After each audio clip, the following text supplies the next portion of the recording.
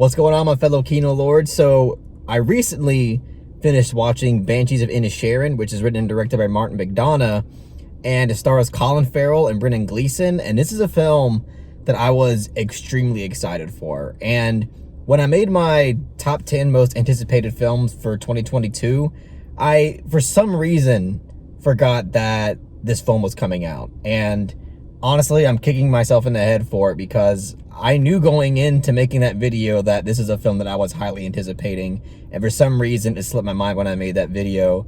But this is a film that I was really excited for because all the films that I've seen from Martin McDonagh at this point, which are, to be fair, are only 2 films, In Bruges and 3 Billboards, I am deeply in love with. I love both of those films to death. And now after finally seeing the Banshees of Inisherin, I was blown away by it. This film is amazing in pretty much every regard that I can think of.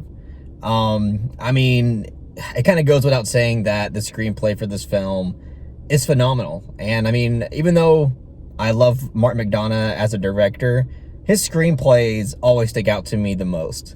Because not only is the dialogue so entertaining throughout your experience, but the characters in his films are so rich. Like, even characters that are just like minor side characters just have so much personality to them, and they always serve their own particular purpose in the film's story and themes, and that's clearly the case here with Banshees. And another thing about this film that I was really impressed by is that, like, right out of the gate, this film just establishes its conflict, and it's a very simple concept in terms of its conflict, and it somehow is able to take the simplicity of this conflict and flesh out an entire film with it. And it never gets old. Like, you would think that something like this would get old if it continues on with this conflict throughout the runtime, but it never does. It's always very interesting, very entertaining, and it's because of the writing of these characters and the performances. Colin Farrell is amazing in this film. Very entertaining character, entertaining performance. His dialogue delivery and his comedic delivery throughout this film is so on point. And I mean, honestly, Colin Farrell is becoming one of my favorite actors working today. I just think he has really great range, and I really love his dedication to the art of cinema in general. Because when he was, when he first began like launching his career, he was kind of just doing, kind of like big budget Hollywood dumb stuff. But, later in his career, he's really shown a certain devotion to the art of filmmaking and starring in a lot of more independent projects, more artful projects, a lot more bizarre and weirder projects. And I really commend him for that. And yeah, he's great in this film. Very humorous, very expressive. I just think he's a brilliant actor, and he gives a great performance in this film. I don't know what it is about his straight line eyebrows just always getting me in his movies, and he uses those straight line eyebrows to be very expressive, and it just works really well in this film. Brendan Gleeson also, I mean, it goes without saying, wonderful actor. The dynamic that he shares with Colin Farrell it's very impactful, very compelling. And I also loved how environmentally and culturally rich this film is, because the landscapes in this film are just captured in such a breathtaking way. I mean, the setting of this film is an island off the coast of Ireland. So, I mean, by its own nature, the landscape is going to be quite breathtaking. But Martin McDonagh definitely, and his cinematographer, definitely used the landscape to their advantage to really capture the environment in such a breathtaking way that really immerses the audience and makes them feel that they're there. Just in terms of their dialect, in terms of the way that they speak to each other. Their vocabulary is also very Irish. I mean, they get into a lot of feckin' arguing in this movie, a lot of feckin' humorous conversation, and I mean, I'm all here for it. It's just another contribution to making this film feel so authentic and very immersive when you're watching it.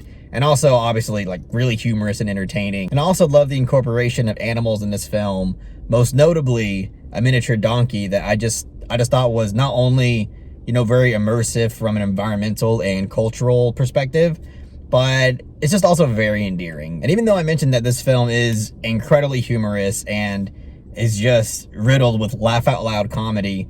It's also quite emotional, and that's something that Martin McDonagh does really well, at least for all the films that I've seen from him. He did it with In Bruges and Three Billboards. And with these films, he's able to blend humor and drama and just a lot of deeply mature and emotional content in a way that doesn't feel jagged or like tone deaf. It feels very delicate, and I don't know really how he's able to do it, because it's incredibly difficult to be silly and humorous in one end and then all of a sudden be mature and just emotionally deep and impactful. I mean, I don't know how he does it, but he's basically mastered that craft incredibly well. And I also really loved how he was able to capture the nature of a small town, especially in regards to gossip and just how word gets around, and how, you know, the nosiness of people that do live in small towns, and also the kind of harrowing effect that small towns would have on certain people in terms of never feeling like they have a future there, feeling like, you know, the simplicity of living on a small island in a small town is just this kind of depressing impending death. And I really love that element. I love that it shows the kind of inevitability that someone would feel in terms of not being really able to break out of that. And yeah, like overall, this film is just, it's an incredible piece of filmmaking. This is definitely very high up there in my favorite films of the year. All the characters in this film are really great. As I mentioned, a lot of the side characters here are very interesting and are very well incorporated into the narrative. And yeah, I really love this film to death. So I'm going to give Banshees of Inisherin a soft to solid 9 out of 10.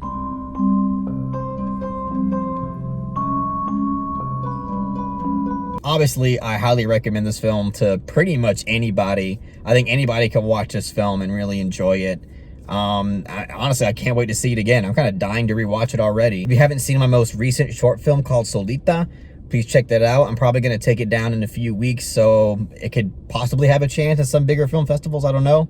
Also, I just released a Criterion haul, so check that out. And I'm also going to be doing an episode soon with Jake talking about top 4 most underrated Criterions in the collection. So look out for all that stuff. And that's basically it. If you really enjoyed what I had to say about the film, just give it a thumbs up and share it amongst your friends.